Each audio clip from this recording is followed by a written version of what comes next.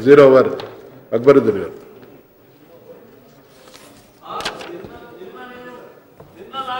मोहतरम स्पीकर साहब,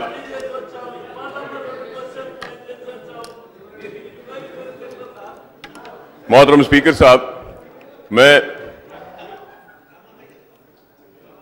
एक अहम मसला उठा रहा हूं और उम्मीद करता हूं कि हुकूमत की जानिब से इस पर मौसर इक़दामात किए जाएंगे और जवाब भी दिया जाएगा कि जैसा कि हम सब जानते हैं कि शहर हैदराबाद में साल 2007 में मक्का मस्जिद में बम धमाके हुए थे और उस बम धमाके में कई लोग की जानें गईं और कई लोग जख्मी हुए और उसके बाद में मुकदमात दर्ज किए गए और फिर सीबीआई इंक्वायरी के जरिए हिंदुत्व के बाज फिरका परस्त अनासर उसमें मुलविस पाए और पुलिस ने उनको गिरफ्तार किया था। लेकिन हाई कोर्ट की जानिब से असीम आनंद नामी एक दहशतगर्द को जमानत दी गई है। तो मैं आपके जरिए हुकूमत से यह कहना चाहता हूं कि एनआईए पर हुकूमत की जानिब से प्रेशर डाला जाए और उनको ये बोला जाए कि इन तमाम जिनकी जमानतें हुई हैं इनकी जमानतों को मनसूख किया जाए, कैंसिल किया जाए, क्योंकि मरकजी हुकूमत बार बार एक ही बात कहती है कि justice for all, appeasement for none कहते हैं। लेकिन ऐसा दिखाई देता है कि आज अपीजमेंट सिर्फ हिंदुत्व ब्रिगेड्स का हो रहा है और इंसाफ नहीं हो रहा है। और उसके बाद जस्टिस भास्कर राव कमीशन भी बनाया गया था जो फायरिंग के ऊपर इंक्वायरी की गई थी और वो रिपोर्ट भी हुकूमत को पेश कर दी गई है। तो मैं आपके जरिए हुकूमत से दरखास्त करूंगा कि वो उस रिपोर्ट को भी पेश करें और उस रिपोर्ट में कौन ऐसे जिम्मेदार पुलिस ऑफिसर्स हैं। और मैं ये कहना चाहता हूं कि जो ऑफिसर ने उस वक्त फायरिंग की और बेकसूर मुसलमानों को ऊपर जो फायरिंग की जिसमें कई मुसलमान मरे, वही पुलिस ऑफिसर ने चित्तूर में भी एनकाउंटर्स किया था। तो आज जरूरत है कि भास्कर राव साहब की जो रिपोर्ट है उसको भी पेश करें और उसके ऊपर क्या एक्शन टेकन हुआ वो भी करें। और असीम आनंद जैसे दहशतगर्द होते, इनका मजहब नहीं होता। अगर कोई मुसलमान हो, उसामा बिन लादेन हो या फिर असीम आनंद हो, इन दहशतगर्दों के साथ सख्ती के साथ हमको कार्रवाई करनी चाहिए। और मैं उम्मीद करता हूं कि हुकूमत अपने इख्तियारात के जरिए एनआईए पर यह प्रेशर डालेगी मरकजी हुकूमत पर कि असीम आनंद की बेल को कैंसिल करे और इनको फिर से दोबारा जेल में डाले, ताकि अवाम को यह महसूस हो सके कि दहशतगर्दों को सजा आज हम सख्ती से देते हैं। साहब मिनिस्टर, होम मिनिस्टर गारू. अकबरुद्दीन साहब ने जो सवाल उठाया वो वाजिबी है, सही भी है। उसके लिए बिल्कुल इंक्वायरी किया जाएगा और वो जो रिपोर्ट जो जिसको बेल मिला है कैसा मिला उसको बेल कैंसिल करने के लिए रोकने का कोशिश करेंगे। बिल्कुल वो जो हादसा हुआ उसके ऊपर पूरा इंसाफ करने का कोशिश करेंगे। संपत कुमार गारू.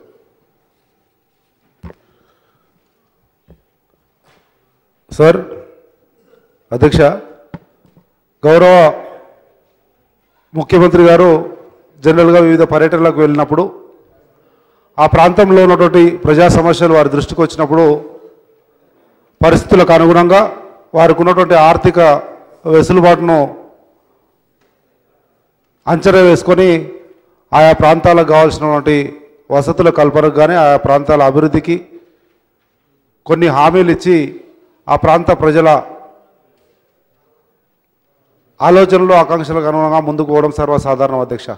దానిలో భాగంగానే గౌరవ ముఖ్యమంత్రి వర్యులు మొన్న జరిగినటువంటి పుష్కరాల సందర్భంలో నా అల్లంపూర్ నియోజకవర్గం మా ఇలవేల్పు అమ్మ జోగులాంబ తల్లి ఆశీర్వాదంతో పుష్కర స్నానం చేసి పవిత్రమైనటువంటి పుష్కరాలను అక్కడి నుంచే ప్రారంభించడం జరిగింది.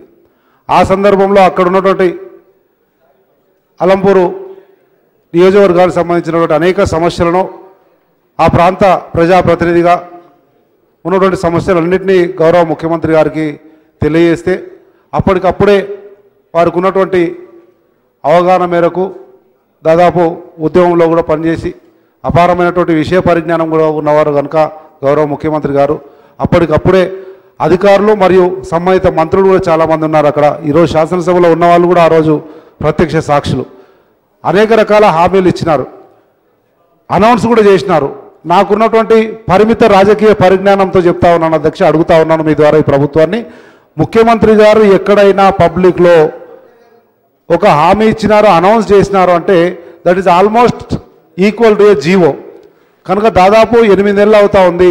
ముఖ్యమంత్రి గారు ఇచ్చినటువంటి హామీలు ఒక్కొక్కటి చాలా స్పష్టంగా ముఖ్యమంత్రి గారికి సభసాక్షిగా హృదయపూర్వకంగా కృతజ్ఞతలు కూడా తెలియజేస్తా ఉన్నా. నేను అడిగిన ప్రతి ఒక్కటి కూడా ఏది కూడా కాదనకుండా చేస్తారని చెప్పినారు.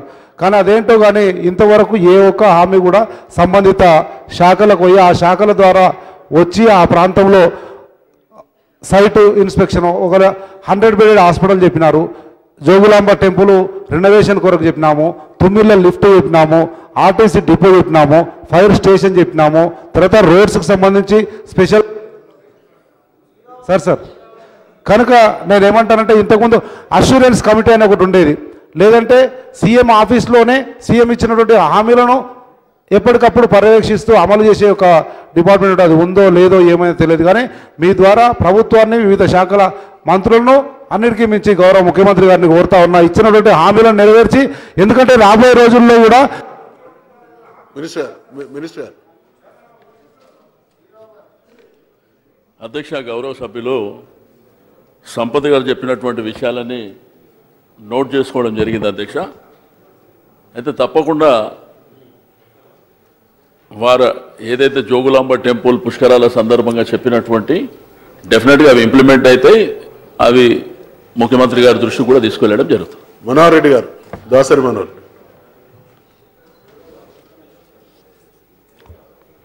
అధ్యక్ష ధన్యవాదాలు మీకు. మా పెద్దపల్లి నియోజకవర్గంలో D83, 86 కెనాల్స్ వాటి ద్వారా మరి రైతులందరూ సేద్యం చేసుకోవడం జరుగుతూ ఉంది.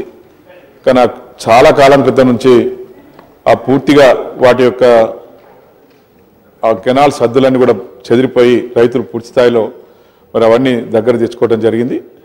మరి ఆ కాలువల గట్లపైన రాకపోకలు కూడా వీలుగాని పరిస్థితిలో ఉన్నారు. మరి వాటిని శుభ్రం చేసి దానికి హద్దులన్నీ ఫిక్స్ చేసినట్టయితే ఆ రైతులకు ఉపయోగకరంగా ఉంటుంది. మరి దాని ద్వారా రాకపోకలు సాగటానికి వీలుగా ఉంటుంది. మరి దీన్ని గౌరవ మంత్రి గారికి మరి దీనిపైన వెంటనే చర్య తీసుకొని వాటికి ఏర్పాటు చేయాలి మీ ద్వారా కోరుతా ఉన్నాను. మినిస్టర్ గారు. గౌరవ సభ్యులు చెప్పినటువంటి విషయాన్ని నోట్ చేసుకోవడం జరిగింది అధ్యక్ష. తప్పకుండా పెద్దపల్లి కెనాల్ విషయంలో మరి ఇరిగేషన్ మంత్రి గారి దృష్టికి తీసుకువెళ్ళడం జరుగుతుంది. గువ్వాల బాలరాజు. ధన్యవాదాలు అధ్యక్ష. నా నియోజకవర్గంలో మహేంద్రనాథ్ గారి హయాంలో మంచి ఎడ్యుకేషనల్ ఇన్స్టిట్యూషన్స్ రావడం జరిగింది అధ్యక్ష. దాని తర్వాత ఈ ప్రభుత్వం వచ్చిన తర్వాత కొన్ని రెసిడెన్షియల్ పాఠశాలలు రావడం జరిగింది అధ్యక్ష.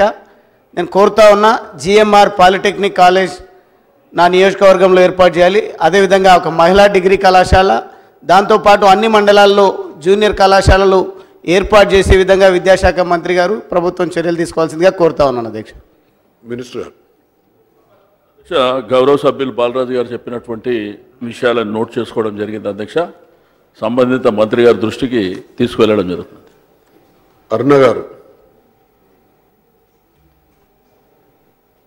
అధ్యక్ష, R&B శాఖ మంత్రి గారు హౌస్లో ఉన్నారు కాబట్టి మంత్రి గారి దగ్గర నుంచి నేను సానుకూలమైన సమాధానాన్ని కోరుతున్నాను అధ్యక్ష. గుర్రంగడ్డ ఐలాండ్ గురించి గతంలో కూడా 2-3 సార్లు ప్రస్తావించిన అధ్యక్ష హౌస్లో. ఆ గుర్రంగడ్డకి ఒక లో లెవెల్ కాజ్వే అని, కొన్నిసార్లు బ్రిడ్జ్ అని అనేక రకాలుగా గతంలో ఎస్టిమేషన్లు చేసి ఇప్పటిదాకా అది దేనికి కూడా ముందుకు పోకుండా ఆగిపోతూ ఉంది అధ్యక్ష. గత సమావేశాల్లో కూడా మాట్లాడినప్పుడు గతంలో ఇరిగేషన్ డిపార్ట్మెంట్ నుంచి దానికి ఎస్టిమేషన్లు చేసి లో లెవెల్ కాజ్వే అని చెప్పి ప్రపోజల్స్ పంపించారు అధ్యక్ష. దాని తర్వాత ఇరిగేషన్ నుంచి ఉన్నటువంటి అన్నిటి కూడా R&Bకి మార్చామని చెప్పిన సందర్భంగా R&B నుంచి ఆ బ్రిడ్జ్ని కూడా ఏర్పాటు చేస్తామని గతంలో ఇదే హౌస్లో సమాధానం ఇచ్చారు అధ్యక్ష. అయితే ఇప్పటిదాకా ఆ యొక్క గుర్రంగడ్డ ఐలాండ్ నుంచి అక్కడ పంటలు పండించిన రైతులకి వారి ధాన్యాన్ని బయటికి తీసుకుపోవాలన్నా, ఏ రకమైనటువంటి వారికి ట్రాన్స్పోర్ట్ జరగాలన్నా చాలా తీవ్రమైనటువంటి ఇబ్బంది ఎదుర్కొంటున్నాం అధ్యక్ష. అయితే నేను ఏసీడీపీ నుంచి అయినా నా యొక్క సిడిపి నిధుల నుంచి అయినా టెంపరీగా ఏదైనా అక్కడ ఒక రోడ్డుని తాత్కాలికంగా నిర్మాణం చేసి కనీసం ఈ సమ్మర్ కొనైనా వాళ్లకు ఆ యొక్క రవాణా సౌకర్యం కల్పించే విధంగా ప్రపోజల్స్ పంపించమని, ఎస్టిమేషన్స్ చేయమని పంచాయత్ వాళ్ళని కొడుతూనేమో పంచాయత్ రాజ్ వాళ్ళు మేము ఎస్టిమేషన్ చేయలేము, ఇది నదిలో ఉంది, మాకు ప్రాబ్లం, మేము చేయలేము, మాకు సంబంధించింది కాదనేటటువంటి విధంగా ఇరిగేషన్ పంచాయత్ రాజ్ వాళ్ళు చెప్తా ఉన్నారు అధ్యక్ష.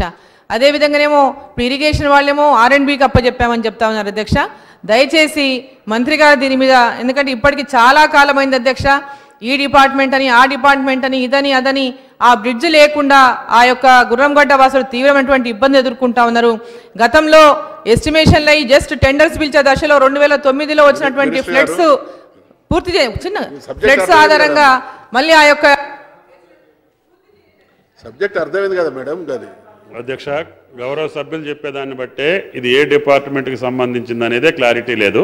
తప్పకుండా గతంలో కూడా చెప్పారు, అది ఏ డిపార్ట్మెంట్కి సంబంధించిన సంబంధిత శాఖగా ఆ కార్యక్రమం పరిశీలించే కార్యక్రమం తీసుకుంటాం అధ్యక్ష. ముత్తిరెడ్డి గారు. ధన్యవాదాలు అధ్యక్ష. గ్రామాలలో పారిశుద్ధ్య లేబరు దాదాపు 20-30 ఏళ్ళ నుంచి పనిచేస్తున్న అధ్యక్ష. 3,000 4,000 వేతనం వాళ్ళకి దొరుకుతుంది. చాలా ఇబ్బందికరంగా ఉంది వాళ్ళ బ్రతుకు పరిస్థితి. అట్నే వాటర్ మెన్లు కానీ ఎలక్ట్రిక్ మెన్లు కానీ చాలా ఇబ్బందికరంగా వాళ్ళు చాలా ఏళ్ళ తరబడి చేస్తున్నారు. సరైన జీతాలు రావట్లేదు వాళ్ళకు. మన ప్రభుత్వం వచ్చిన తర్వాత అనేక డిపార్ట్మెంట్స్ గుర్తించి కనీస వేతనాలు 10,000 పైచిలుగా ఇస్తున్న ప్రయత్నం చేసింది, ఇస్తుంది కూడా. అట్నే వీళ్ళకు కూడా కల్పించాలని, అట్నే ఆశా వర్కర్స్ కూడా అదే పరిస్థితి ఉంది అధ్యక్ష. వీళ్ళని దయచేసి ప్రభుత్వం పరిశీలించి కనీస వేతనాలు చెల్లించాలని మనవి చేసిన తమ ద్వారా. అధ్యక్ష, ఈ కనీస వేతనాల విషయమై మున్సిపల్ శాఖ మంత్రి గారు ఇంతకు మొదలు వీరితోటి మాట్లాడడం కూడా జరిగింది. వారిని రెగ్యులరైజ్ చేయాలని చెప్పని అప్పుడు సమ్మె కూడా చేశారు. దాని విషయంలో మరి కేటీఆర్ గారు దీని మీద చర్చలు చేశారు. తప్పకుండా వారి దృష్టికి తీసుకెళ్తాం. తర్వాత ఆశా వర్కర్స్ ఇష్యూ మరి ఎమ్మెల్యే గారు రేజ్ చేస్తున్న ఆశా వర్కర్స్ ఇష్యూ కేంద్ర ప్రభుత్వం సమస్య. వాళ్ళ జీతాలు పెంపుదల, వాళ్ళకి ఏమైనా జరగాలంటే కేంద్ర ప్రభుత్వం నిర్ణయం తీసుకోవాలా, అది రాష్ట్ర ప్రభుత్వానికి సంబంధించినటువంటి సమస్య కాదు. దయచేసి పాషా ఖాద్రి గారు. जनाब स्पीकर साहब, मैं जो मसला उठा रहा हूँ वो औकाफ से ताल्लुक़ है। दारुसलाम रोड पर आखिरत मंजिल नाम का एक कब्रिस्तान है, ग्रेवयार्ड है बहुत बड़ा, जिसकी रजिस्ट्री की गई। जिनके आबा व अजदाद वहाँ पर मदफून है, उनको इसकी कोई फिक्र नहीं, सिर्फ अखबारात के सफ़े भरने में मुखालिफत में तुले हुए हैं। हमको इससे कोई लेना देना सरोकार नहीं। लेकिन वक्फ अराजी है, मौकूफ़ा कब्रिस्तान है, कदीम कब्रिस्तान है, उसकी रजिस्ट्री हो गई। वक्फ बोर्ड के जिम्मेदारों से मैं कहूँगा कि इसकी इंक्वायरी करके उसको मनसूख करना चाहिए। जिन लोगों को फिक्र होना चाहिए वो तो फिक्र नहीं करते। सारे औकाफी अराजात के तहफ़्फ़ुज़ के लिए मजलिस इत्तेहादुल मुस्लिमीन हमेशा आवाज़ बुलंद करी है, आइंदा भी करेगी। इसके ऊपर हुकूमत को चाहिए कि सख्त नोट लेते हुए इसके ऊपर इक़दाम करें। अभी तो औकाफ के बारे में औकाफ बोर्ड का कमेटी भी कायम हुआ है। डेफिनेटली ये समस्या को मैं नोट किया हूँ, इसको औकाफ बोर्ड को लिखा जाएगा, बोला जाएगा, इसका तस्वा कराने का कोशिश करें। बिगाला गणेश गाరు. అధ్యక్ష, నిజామాబాద్ డ్రింకింగ్ వాటర్ కోసం గత సంవత్సరం చాలా కష్టాల మీద సక్సెస్ఫుల్గా బయటపడగలిగినాం. ఇదే ప్రశ్న నేను వేసినప్పుడు కూడా రాలేదు యాక్చువల్లీ. ఇప్పుడు ఇరిగేషన్ శాఖ మంత్రులకి మేము అడగదలుచుకున్నది ఒకటే, ఈసారి నిజామాబాద్ పట్టణానికి డ్రింకింగ్ వాటర్ ఇబ్బంది లేకుండా మరి నిజాం సాగర్లో ఎన్ని నీళ్ళు ఉన్నాయి, మా కోసం ఎంత పెడుతున్నారు నిజామాబాద్ పట్టణానికి అని చెప్పేసి నేను ఆ ప్రశ్న అడగడం జరిగింది, రాలేదు. అందుకే ఈరోజు 0 అవర్లో నేను అడుగుతా ఉన్నా. మరి నిజాం పట్టణానికి ఉన్నటువంటి ప్రధానమైనటువంటి సోర్స్ అలీసాగర్, మరి అలీసాగర్కి నిజాం సాగర్ నుంచి నీళ్ళు రావాలా. దానికి అదేవిధంగా రఘునాథ్ చెరువు, మాసాని, మంచిపానే చెరువులు కూడా ఉన్నాయి. వేసవిలో ఎద్దడి కాకుండా అంటే ఒకవేళ ఈసారి కొంచెం వర్షాలు ఆలస్యమైనప్పుడు కూడా నిజామాబాద్ పట్టణ ప్రజలకు ఎలాంటి ఇబ్బంది కాకుండా చర్యలు తీసుకోవాలి. దాని మీద అధికారులకు సూచన చేసి ఈ ప్రస్తావించినటువంటి 4 చెరువుల్లో కూడా నీళ్లు అక్కడికి నింపి ఇంకా నిజాం సాగర్లో నిజామాబాద్ పట్టణం కోసం అక్కడ కెపాసిటీలో ఉంచాలని చెప్పేసి గౌరవ ఇరిగేషన్ శాఖ మంత్రిని కోరుతున్నాను. అధ్యక్ష, గౌరవ శాసనసభ్యులు మరి గణేష్ గారు నిజామాబాద్ డ్రింకింగ్ వాటర్ విషయంలో చెప్పడం జరిగింది అధ్యక్ష. తప్పకుండా మరి ఇరిగేషన్ శాఖ మార్చిలో దృష్టికి తీసుకెళ్లడం జరుగుతుంది. ఆర్ కృష్ణ గారు. అధ్యక్ష, ఇది బీసీ సంక్షేమ శాఖ, ఎస్సీ సంక్షేమ శాఖకు సంబంధించింది. హాస్టళ్లలో ఎస్సీ, ఎస్టీ, బీసీ హాస్టళ్లలో ఒక 30 సంవత్సరాల నుంచి డైలీ వేజ్ ఎంప్లాయీస్ పనిచేస్తున్నారు. మన కాంట్రాక్ట్ ఎంప్లాయీస్కేమో 12,500 జీతం ఇస్తుంటే డైలీ వేజ్ ఉద్యోగులు 30 ఏళ్ల నుంచి పనిచేసేటలకు 6,000 మాత్రమే ఇస్తున్నారు. కాబట్టి వాళ్ళ జీతాలు పెంచడము, రెండవది రెగ్యులరైజ్ చేసే అంశం కూడా ప్రభుత్వం పరిశీలించవలసినటువంటి అవసరం ఉందని చెప్పి మీ ద్వారా ప్రభుత్వానికి విజ్ఞప్తి చేస్తున్నా. అదేవిధంగా హాస్టల్లో అవుట్ సోర్సింగ్ ఉద్యోగులు ఉన్నారు, కానీ అవుట్ సోర్సింగ్ వర్క్ అనేది ఒకటి కొత్తగా పెట్టి వాళ్ళకి 6,000 మాత్రమే ఇస్తున్నారు, 6,500. ఇది చాలా అన్యాయం. అవుట్ సోర్సింగ్ వర్క్ ఏమిటిది? వర్కర్స్ లేకుండా వర్క్ ఉండడు. కాబట్టి దీని మీద ప్రభుత్వం దీని మీద క్లారిఫికేషన్ చేసి వీళ్ళకు కూడా న్యాయం చేయాలని మీ ద్వారా ప్రభుత్వానికి విజ్ఞప్తి చేస్తున్నాను.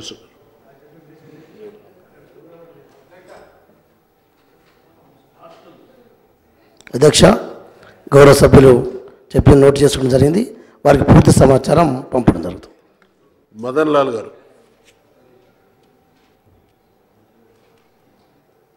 ధన్యవాదాలు అధ్యక్ష. అధ్యక్ష, వైరా నియోజకవర్గంలో 2003వ సంవత్సరంలో ఆనాటి మంత్రులుగా ఉన్నటువంటి గౌరవ శ్రీ తుమ్మల నాగేశ్వరరావు గారు 30 పడకల ఆసుపత్రికి సంబంధించి ఫౌండేషన్ వేసినారు. కానీ 13-14 సంవత్సరాల కాలంలో ఒక్క అడుగు కూడా ముందుకు పడలేదు అధ్యక్ష.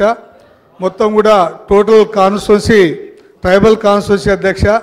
ఆ పరిసరాల్లో ఉన్నటువంటి 7-8 ట్రైబల్ మండలాలకు సెంటర్ పాయింట్గా ఉన్నటువంటి వైరాలో 30 పడకల ఆసుపత్రిని ఇన్ఫ్రాస్ట్రక్చర్తో డెవలప్మెంట్ చేయాలని చెప్పని లాస్ట్ టైం గౌరవ ఆరోగ్య శాఖ మంత్రులు అశ్వరావుపేట వచ్చినప్పుడు గౌరవ మా తుమ్మల నాగేశ్వరరావు గారు, మా మంత్రి గారు కూడా చెప్పడం జరిగింది.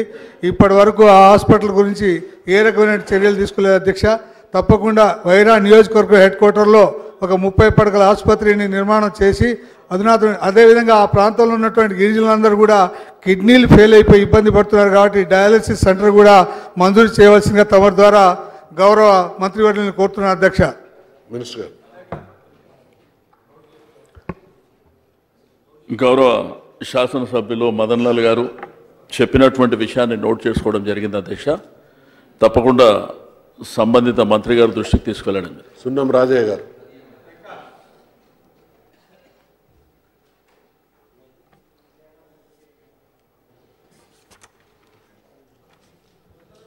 అధ్యక్ష,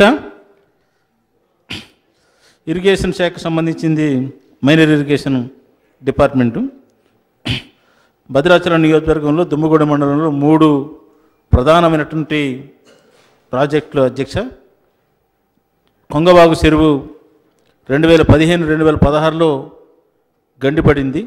దానికి ఇంతవరకు దానికి మరమ్మతులు కానీ కన్స్ట్రక్షన్ చేయలేదు. RRRలో పెట్టామంటున్నారు అధికారులు, తక్షణం చేయాలి. రెండవది గుబ్బల మంగి ప్రాజెక్ట్, అది మా మంత్రి గారు కూడా బాగా తెలుసు, మా జిల్లా మంత్రి గారు. 2500 ఎకరాలు ఉన్నటువంటి ప్రాజెక్ట్ అది RRRలో పెట్టామంటున్నారు. అది ఇంతవరకు ప్రోగ్రెస్ లేదు. అట్లనే తులసమ్మ చెరువు, ఇది కూడా చాలా ముఖ్యమైనది. 3 ప్రధానమైనటువంటి దుమ్మగూడెం మండలమే. తులసమ్మ చెరువు కూడా RRRలో కేంద్ర ప్రభుత్వం పంపారు. మిషన్ కాకతీయలో లేవు. ఈ 3 తక్షణం